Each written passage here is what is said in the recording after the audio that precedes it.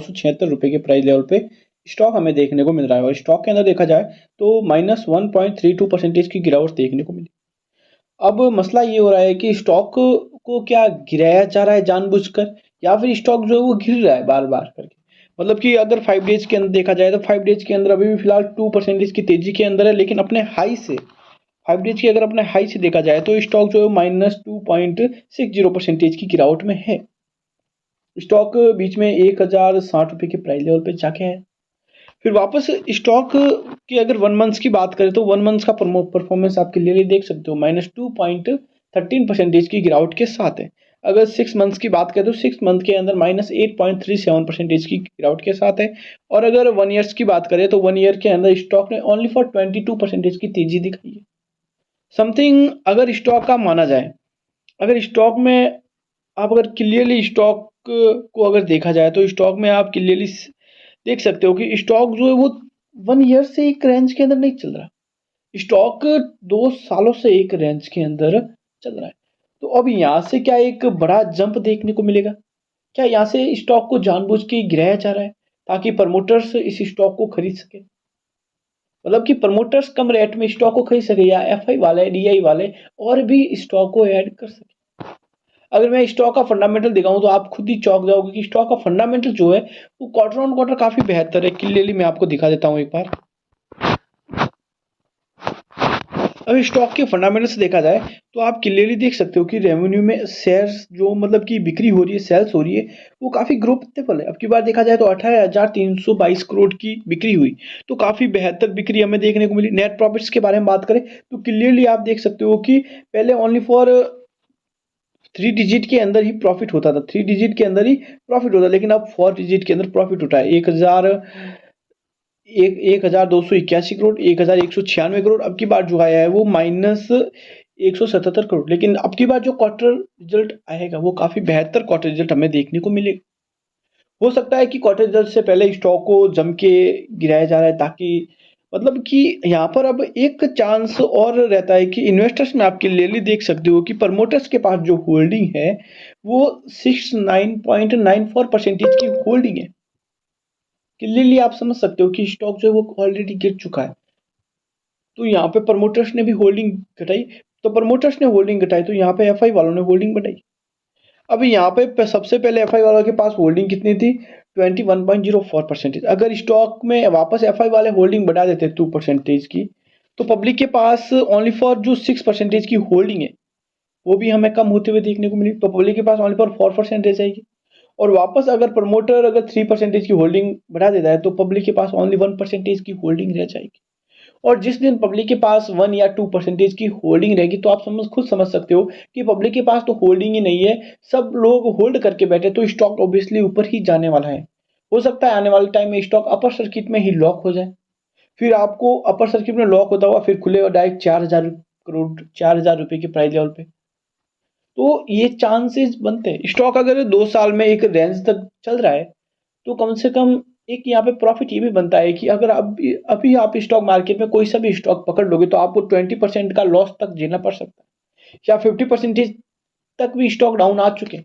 जिन्होंने स्टॉक को high level पे खरीदा वो काफी डाउन आ चुके हैं, लेकिन जिन्होंने अदानी से एनर्जी सॉल्यूशन को स्टॉक को खरीदा तो वो एक ही रेंज के अंदर पोर्टफोलियो को चला रहे, कभी प्रॉफिट कभी लॉस, कभी प्रॉफिट कभी लॉस, ऐसे स्टॉक ऐसे पोर्टफोलियो आपका चल रहा है। सो ऑलरेडी अगर आपको एक अच्छा रिटर्न बनाना है तो आप अदानी एनर्जी सॉल्यूशन के अंदर निवेश कर सकते हो। मतलब कि अगर आप अगर 2025 अदानी एनर्जी सॉल्यूशन का जरूर हो, 2025 नहीं होगा 2026 होगा, मतलब हाई रिटर्न देने वाला ईयर होगा, या 2025 या 2026 होने वाला। क्योंकि ऑलरेडी आप कोई भी स्टॉक में देख लीजिए, अगर किसी का पास्ट कोई भी बेस्ट स्टॉक है, किसी के पास्ट के 5 ईयर देख लीजिए तो किसी ने 2,000% का रिटर्न दिया, किसी ने 1,100% का रिटर्न दिया, कोई कोई स्टॉक है जिन्होंने 50,000% के भी रिटर्न दिए 5 सालों के अंदर। तो अदानी एनर्जी सॉल्यूशन स्टॉक के अंदर काफी अच्छा चांस बनेगा लॉन्ग टर्म के लिए। जो पूछते हैं ना कि लॉन्ग टर्म के लिए निवेश करना है किस में निवेश करें, तो वो अदानी एनर्जी सॉल्यूशन के अंदर आ सकते हो। अभी फिलहाल आप जितना डाउन जाए उतना खरीदते जाइए, आपके पोर्टफोलियो में स्टॉक को भरते जाइए, जितना हो सके इतना बढ़ते जाए। अपने को क्या, अपने को मतलब कि कंपनी का फंडामेंटल देखा जाए तो फंडामेंटल काफी बढ़िया है। जो स्मार्ट निवेशक है, जो स्मार्ट इन्वेस्टर्स है, तो वो समझते हैं इस कंपनी की वैल्यू।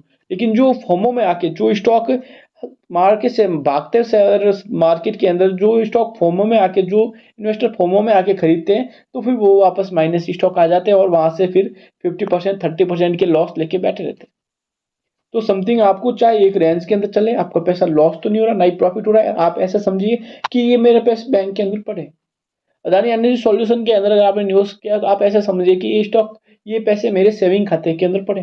अगर बाई चांस हो सके क्वार्टर रिजल्ट के बाद स्टॉक के अंदर एक अच्छा सा जंप आए, 2,000 रुपये के प्राइस लेवल पे जाए, क्योंकि सबसे पहले एक्सपर्ट्स जो होते हैं उन्होंने सबसे पहले बता दिया कि अदानी एनर्जी सॉल्यूशन आने वाले टाइम के अंदर स्टॉक जो है वो 2,000 या 3,000 रुपये का टारगेट है।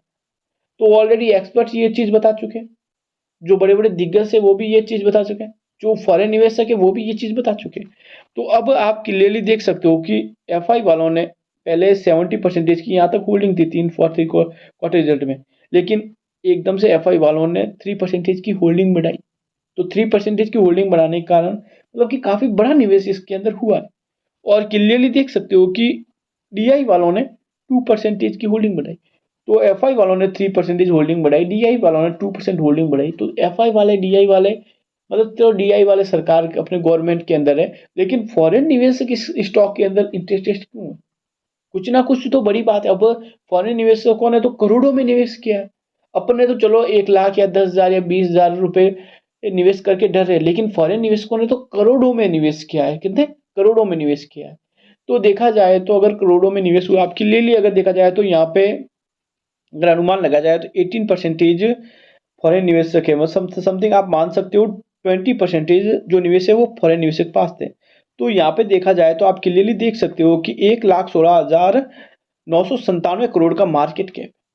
तो इसमें से आप क्लियरली हिसाब लगा सकते हो कि जो 20,000 करोड़ है वो फॉरेन निवेशकों ने निवेश किया है, 20,000 करोड़ का निवेश किया है।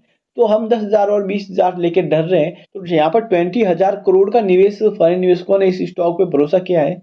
तो आप समझ सकते हो कि स्टॉक को कहाँ से कहाँ तक ले जाया जा सकता है।